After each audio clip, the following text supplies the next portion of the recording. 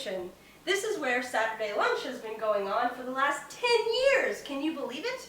I'm Shannon Stewart, and I was an intern here for several years back during my college career. And this space was really home to me. We spent a lot of time preparing food for like 50 or 60 people twice a week, and a lot of time washing dishes, which makes sense when you're preparing that much food for people. We would always turn on this big fan here to make sure everything was nice and safe. We would always mop the floors and wash the dishes with this big sink, which sometimes sprays water everywhere.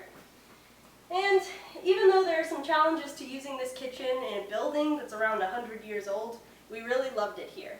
I was really happy when I found out that this kitchen that I love is getting a renovation, and we're raising some funds to make sure that renovation can be as useful for all of the necessary changes that need to happen here as possible. See you in a minute, Oven.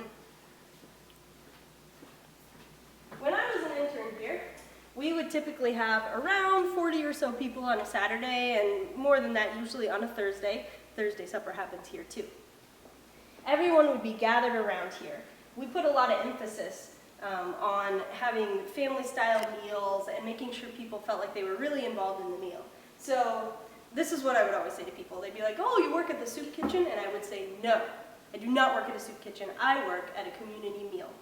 So there would be food laid out here, and typically people would help serve, but it was often people attending the meal who would also volunteer here.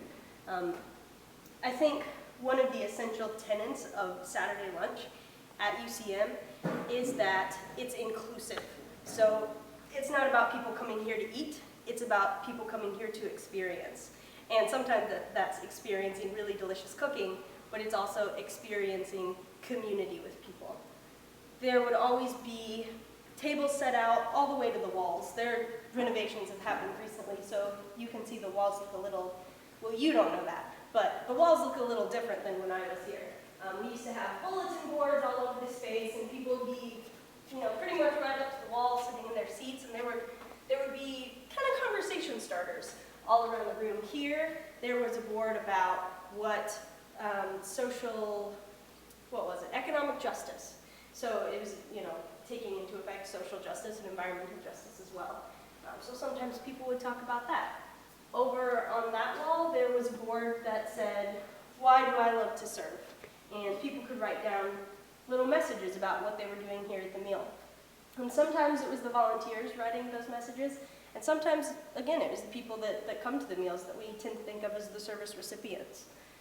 Athens County does have really high rates of food insecurity, and food insecurity is like hunger, but it's basically on a regular basis not really knowing where your next meal is going to come from. So people did come here just to get that food sustenance. But because of the nature of what UCM is, we really tried to focus on making sure that everyone coming, volunteers and people, were getting their souls fed as well. I know that sounds a little cheesy, but I'm serious. Everyone who came would share in some process of the meal.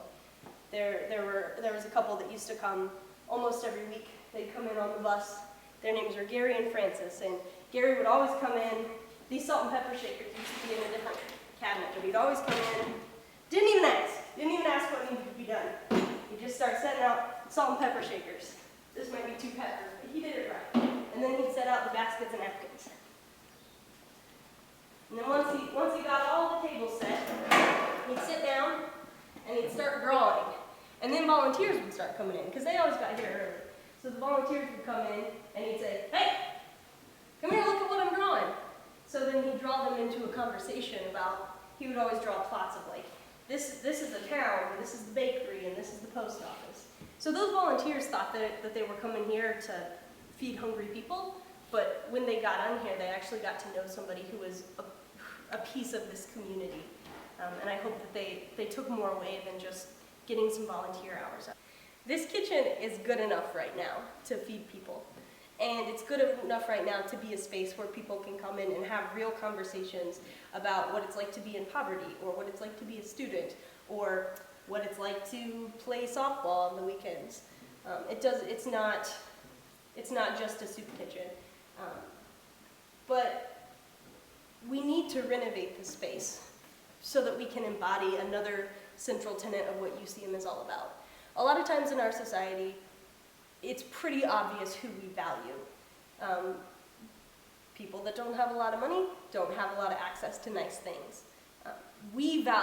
UCM values the community members here, no matter what group they're a part of, no matter how much money they have, no matter what their need is. No one is valued more than another, and everybody who comes here understands that they're a part of a network, a part of a web of people where every piece of that web is essential.